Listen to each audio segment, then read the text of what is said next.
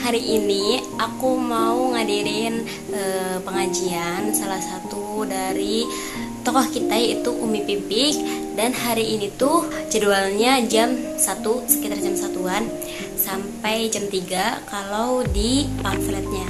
Cuma sekarang jam setengah 1 aku masih belum berangkat. Sedangkan itu di kota acaranya. Jadi ikutin terus perjalanan aku sampai selesai. Oke? Bye-bye. Ini dia barang-barang yang aku bawa nanti. Ada power bank.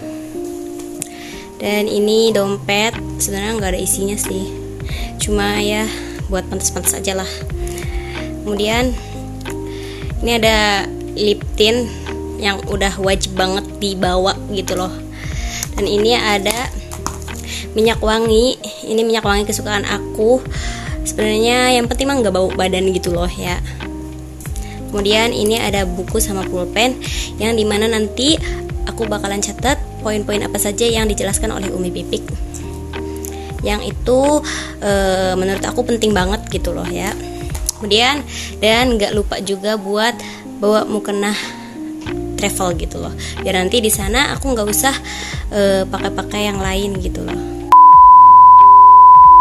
Cus, langsung kita berangkat. Di sini aku nggak sendirian, ditemenin sama teman aku. Dan nggak lupa juga buat kostumnya ya guys, yaitu selalu pakai gamis. Udah sampai di mobil dan banyak banget ini mobil-mobil lagi pada ngantri alias macet. Ini kita udah sampai dan langsung aja kita masuk ke dalamnya yuk. Duh, udah nggak sabar banget nih.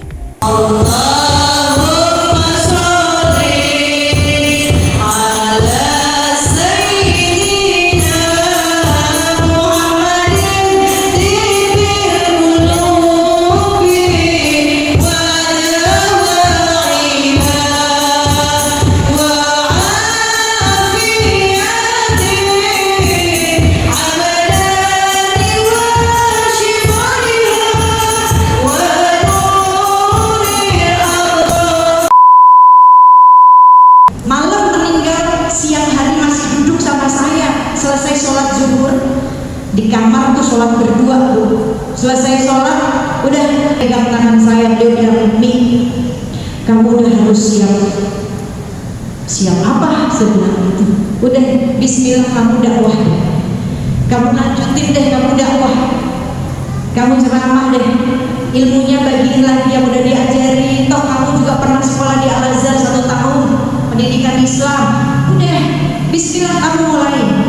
Enggak, kenapa harus saya? Kamu aja deh, karena seminggu sebelum meninggal tuh beliau gak mau ceramah. Seminggu sebelum meninggal beliau udah gak mau dakwah. Jadwal dakwahnya itu jadwalnya udah dikasih ke teman-temannya tuh, ke ustaz-ustaz temannya tuh, Solmed, Zaki, semua udah dikasih. Kalau ditanya kenapa sih Bi gak mau ceramah, kenapa gak mau dakwah lagi? Pengen jadi suami yang baik, pengen jadi ayah yang baik. Selama ini cuma banyak banget di luar, gak punya waktu buat istri, gak punya waktu buat anak-anak. Udah biarin, kamu bismillah, bentar lagi kamu dakwah ya.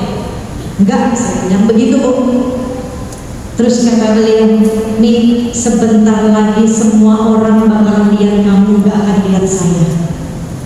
Saya nggak punya firasat, sehat masa juga firasatnya, jangan nggak punya rumah, nebeng tinggal sama saudara, nanti gara-gara itu berantem dulu sama saudara.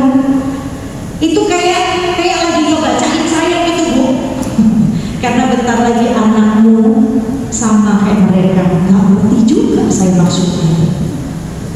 Malamnya meninggal beliau.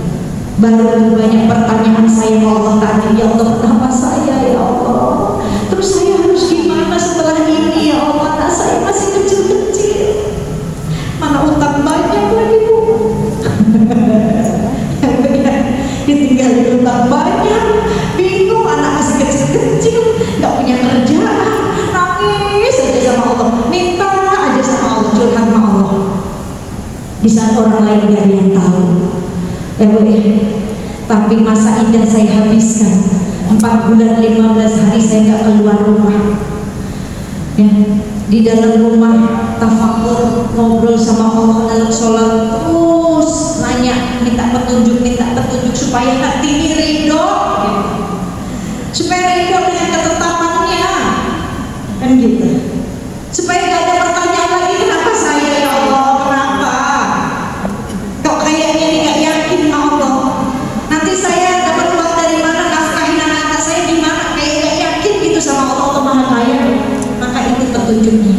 Surat Al-Baqarah 155, dan pasti semuanya diuji sama Allah, bukan cuma kamu doang dipik, kata Allah.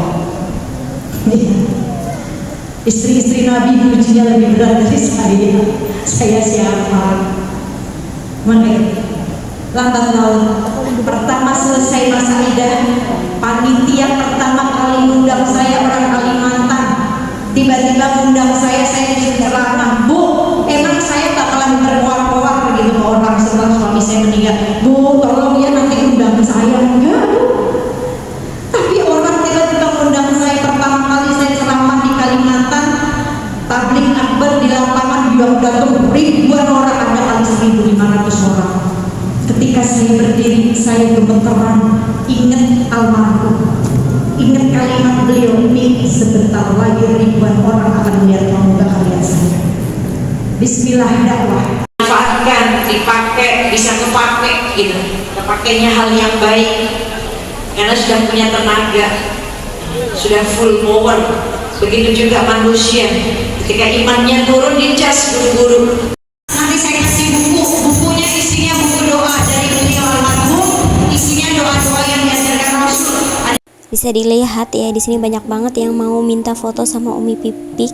Gak ibu-ibu, gak anak-anak, gak yang muda-muda, semuanya ke depan maju.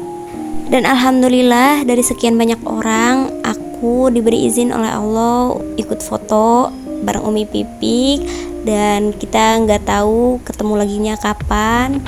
Semoga Umi Pipik selalu disehatkan, selalu dilindungi oleh Allah, dan selalu lancar rezekinya, disehatkan keluarganya, semuanya. Sampai jumpa ya Umi Pipik, bye bye. Dan untuk teman-teman yang belum ada kesempatan buat ketemu sama Umi Pipik dan mendengarkan langsung dakwah dari beliau, insya Allah kalian akan ketemu nanti di acara selanjutnya ya. Kita pulang dulu, bye bye.